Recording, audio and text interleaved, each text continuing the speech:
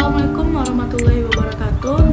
Perkenalkan, nama saya Anissa Aulia. Saya dari Fakultas Teknik, Prodi Teknik Perminyakan kelas 1C dengan nomor pokok mahasiswa 21321041. Di sini saya akan menjelaskan tentang hakikat bahasa, ragam, dan laras bahasa. Hakikat bahasa adalah intisari atau dasar kenyataan sebenarnya dari bahasa. Apa itu bahasa? Bahasa adalah kemampuan yang dimiliki manusia untuk berkomunikasi dengan manusia lainnya menggunakan tanda, misalnya kata dan gerakan. Kajian ilmiah bahasa disebut dengan ilmu linguistik. Terdapat pengertian bahasa menurut beberapa para ahli. Yang pertama, menurut Carroll, bahasa adalah sebuah sistem berstruktural mengenai bunyi dan urutan bunyi bahasa yang sifatnya manasuka yang digunakan atau yang dapat digunakan dalam komunikasi antar individu oleh sekelompok manusia dan yang secara agak tuntas memberi nama kepada benda-benda, peristiwa-peristiwa, dan proses-proses dalam lingkungan hidup manusia. Yang kedua, menurut Sudaryono, bahasa adalah sarana komunikasi yang efektif walaupun tidak sempurna, sehingga ketidaksempurnaan bahasa sebagai sarana komunikasi menjadi salah satu sumber terjadinya kesalahpahaman. Yang ketiga, menurut Saussure, bahasa adalah objek dari semiologi. Yang keempat, menurut MC Carty, bahasa adalah praktik yang paling tepat untuk mengembangkan kemampuan berpikir. Dan yang terakhir, menurut William A. Haviland, bahasa adalah suatu sistem bunyi yang jika digabungkan menurut aturan tertentu menimbulkan arti yang dapat ditangkap oleh semua orang yang berbicara dalam bahasa itu. Lalu, bagaimana bahasa itu bisa terbentuk? Ada beberapa faktor yang tentunya membentuk bahasa itu sendiri, baik secara internal maupun secara eksternal. Teori tata menganggap bahasa pertama kali muncul ketika manusia pertama kali menyampaikan keinginannya melalui bahasa isyarat atau gerakan tubuh yang kemudian diikuti dengan suara. Dari suara itulah kemudian dijadikan sebagai bahasa. Di dunia ini diperkirakan ada lebih dari 7.000 bahasa, mulai dari bahasa Mandarin yang merupakan bahasa yang paling banyak digunakan, kemudian disusun oleh bahasa Spanyol, Prancis, dan Inggris. Kemunculan bahasa untuk pertama kalinya menjadi sebuah pertanyaan yang menarik. Peneliti bersepakat kalau kemunculan bahasa mulanya tahun 100.000 sebelum Masehi. Menurut Om Noam Chomsky, bahasa muncul pada 60.000 hingga 100.000 tahun lalu di Afrika. Bahasa menjadi sebuah unsur budaya yang pasti ada di setiap peradaban. Keberagaman bahasa yang ada di dunia muncul dari bahasa-bahasa tertua di dunia. Sumeran dan Egyptian yang pertama kali merekam jejak bahasa beserta sistem bahasanya yaitu sekitar 3200 sebelum Masehi. Sejarah singkat bahasa Indonesia. Pada tanggal 28 Oktober 1928, bahasa Indonesia dikukuhkan kedudukannya sebagai bahasa nasional. Nah, bahasa Indonesia lalu dinyatakan kedudukannya sebagai bahasa negara pada tanggal 18 Agustus 1945. Karena pada saat itu, Undang-Undang Dasar 1945 disahkan sebagai Undang-Undang Dasar Negara Republik Indonesia. Dalam Undang-Undang Dasar 1945, pasal 36 disebutkan bahwa bahasa negara ialah bahasa Indonesia. Lalu, dari mana bahasa Indonesia itu berasal? Berdasarkan keputusan Kongres Bahasa Indonesia II tahun 1954 di Medan, diantaranya menyatakan bahwa berdasarkan sejarah, bahasa Indonesia mempunyai akar dari bahasa Melayu. Bahasa Indonesia tumbuh dan berkembang dari bahasa Melayu yang sudah dipergunakan sebagai bahasa penghubung bukan hanya di Kepulauan Nusantara, melainkan hampir di seluruh Asia Tenggara. Bahasa Melayu kemudian menyebar ke pelosok Nusantara bersamaan dengan menyebarnya agama Islam di wilayah Nusantara. Perkembangan bahasa Melayu di wilayah Nusantara memengaruhi dan mendorong tumbuhnya rasa persaudaraan dan persatuan bangsa Indonesia. Para pemuda Indonesia yang tergabung dalam perkumpulan pergerakan secara sadar mengangkat bahasa Melayu menjadi bahasa Indonesia yang menjadi bahasa persatuan untuk seluruh bangsa Indonesia sesuai isi Sumpah Pemuda 28 Oktober 1928. Baiklah, selanjutnya saya akan menjelaskan tentang linguistik. Linguistik atau ilmu bahasa adalah ilmu yang mempelajari tentang bahasa. Linguistik ini terdapat dua cabang, yaitu yang pertama ada mikrolinguistik. Mikrolinguistik adalah bidang linguistik yang mempelajari bahasa dalam arti sempit, yaitu bahasa dalam kedudukannya sebagai fenomena alam yang berdiri sendiri. Mikrolinguistik mempelajari bahan bahasa secara langsung tentang sifat-sifat, struktur, cara kerja, dan sebagainya. Mikrolinguistik ini terbagi menjadi dua sifat, yaitu yang pertama ada bersifat umum. Contohnya seperti yang pertama, fonologi, yaitu cabang mikrolinguistik yang ruang lingkupnya membahas tentang bunyi bahasa ditinjau dari fungsinya. Yang kedua, morfologi, yaitu anak cabang dari mikrolinguistik yang cakupan pembahasannya tentang kata dan kelompok kata. Yang ketiga, semantik, yaitu menyelidiki makna bahasa baik yang bersifat leksikal, gramatikal, ataupun kontekstual. Yang keempat ada sintaksis, yaitu menyelidiki satuan-satuan kata dan satuan-satuan lainnya dari atas kata, hubungan satu dengan lainnya, dan cara penyesuaiannya. Yang terakhir ada analisis wacana formal, yaitu cabang linguistik yang mengkaji seluk-beluk pembentukan satuan gramatikal di atas kalimat. Yang kedua, bersifat bahasa tertentu. Yang pertama ada linguistik deskriptif, adalah pendekatan linguistik dengan menggunakan teknik penelitian lapangan dan tata istilah yang sesuai untuk bahasa yang diselidiki.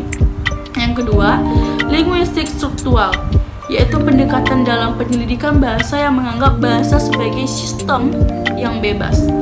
Yang ketiga, linguistik historis, yaitu cabang linguistik yang menyelidiki perubahan-perubahan jangka pendek dan jangka panjang dalam sistem bunyi, gramatika, dan kosakata suatu bahasa atau lebih. Yang keempat ada linguistik komparatif, yaitu cabang linguistik yang mempelajari kesepadanan fonologis, gramatikal, dan leksikal dari bahasa-bahasa yang berkerabat atau dari periode-periode historis dari suatu bahasa.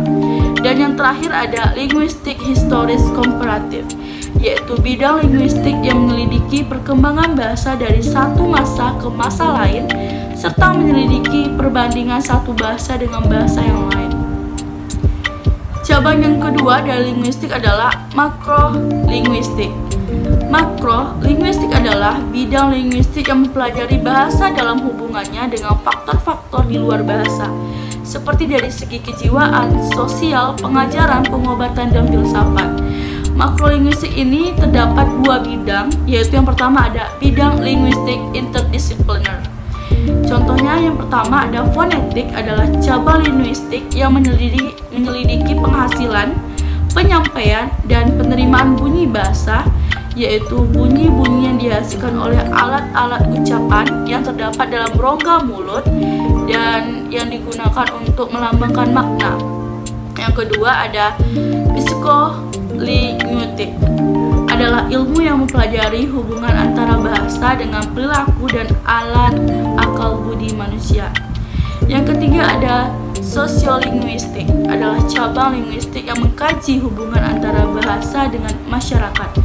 Yang terakhir ada linguistik antropologi, yaitu cabang linguistik yang menelaah hubungan antara bahasa dan budaya, terutama untuk mengamati bagaimana bahasa itu digunakan sehari-hari sebagai alat dalam tindakan bermasyarakat. Yang kedua ada bidang linguistik terapan.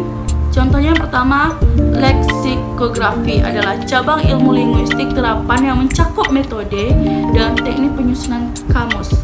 Yang kedua ada mekanolinguistik, yaitu bidang linguistik terapan yang mencakup penggunaan linguistik untuk ilmu komputer dan usaha untuk membuat mesin penerjemahan memanfaatkan komputer dalam penelitian bahasa. Yang ketiga ada Mediko-linguistik adalah bidang linguistik terapan yang mempelajari bahasa untuk diterapkan dalam pengobatan. Yang keempat ada fonetik terapan, adalah cabang ilmu linguistik terapan yang mempelajari bunyi, bahasa, dan penggunaan di dalam praktek. Yang terakhir ada pengajaran bahasa, adalah bidang linguistik terapan yang mempelajari bahasa untuk kepentingan proses belajar mengajar bahasa Indonesia, baik bahasa ibu maupun bahasa asing. Baik, selanjutnya ada fungsi bahasa. Yang pertama ada fungsi personal, yaitu penggunaan bahasa untuk mengungkapkan pendapat, pikiran, sikap, dan perasaan pemakaiannya. Yang kedua ada fungsi regulator, yaitu penggunaan bahasa untuk mempengaruhi sikap atau pikiran atau pendapat orang lain seperti rujukan, rayuan, permohonan, ataupun perintah. Yang ketiga ada fungsi interaksional, yaitu penggunaan bahasa untuk menjalin kontak dan menjaga hubungan sosial seperti sapaan, basa-basi, simpanan ataupun simpati ataupun penghiburan. Yang keempat ada fungsi informatif, yaitu penggunaan bahasa untuk menyampaikan informasi, ilmu, pengetahuan ataupun budaya. Yang kelima ada fungsi imajinatif, yaitu penggunaan bahasa untuk memenuhi dan menyalurkan rasa estetis atau indah seperti nyanyian dan karya sastra. Yang keenam ada fungsi heuristis, yaitu penggunaan bahasa untuk belajar atau memperoleh informasi seperti pertanyaan atau permintaan penjelasan atau suatu hal. Dan yang terakhir ada fungsi instrumental, yaitu penggunaan bahasa untuk mengungkapkan keinginan atau kebutuhan pemakaiannya. Selanjutnya ada ragam bahasa. Ragam bahasa ini adalah bentuk atau wujud bahasa yang ditandai oleh ciri-ciri linguistik tertentu. Macam-macam ragam bahasa Indonesia dikelompokkan menjadi 4, yaitu yang pertama, ragam bahasa berdasarkan media seperti ragam lisan dan ragam tulisan. Yang kedua, ragam bahasa berdasarkan standar. Yang ketiga, ragam bahasa Indonesia berdasarkan cara pandang penutur, yaitu seperti ragam dialek, ragam terpelajar, ragam resmi, dan ragam tak resmi. Yang keempat ada ragam bahasa Indonesia berdasarkan topik pembicaraan.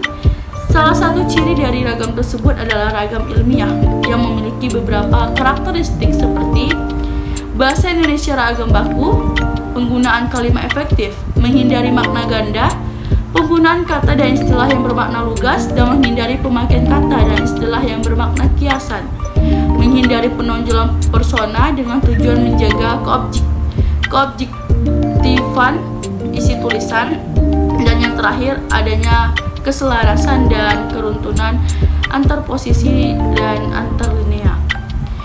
Selanjutnya ada laras bahasa. Laras bahasa adalah ragam bahasa yang digunakan untuk suatu tujuan atau pada konteks sosial tertentu.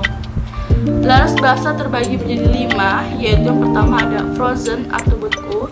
Ragam bahasa beku digunakan pada suatu situasi hikmat dan sangat sedikit memungkinkan kekeluasan seperti pada kitab suci, putusan pengadilan, dan upacara pernikahan. Yang kedua ada formal atau resmi. Ragam resmi digunakan dalam komunikasi resmi seperti pada pidato resmi, rapat resmi, dan jurnal ilmiah. Yang ketiga ada konsultatif, yaitu ragam yang digunakan dalam pembicaraan yang terpusat pada transaksi atau pertukaran informasi seperti dalam percakapan di sekolah ataupun di pasar. Yang keempat ada kasual atau santai, yaitu ragam yang digunakan dalam suasana tidak resmi dan dapat digunakan oleh orang yang belum tentu saling kenal dengan akrab. Yang kelima, intimate atau akrab. Ragam bahasa ini digunakan di antara orang yang memiliki hubungan yang sangat akrab dan intim. Dan yang terakhir adalah kedudukan bahasa Indonesia.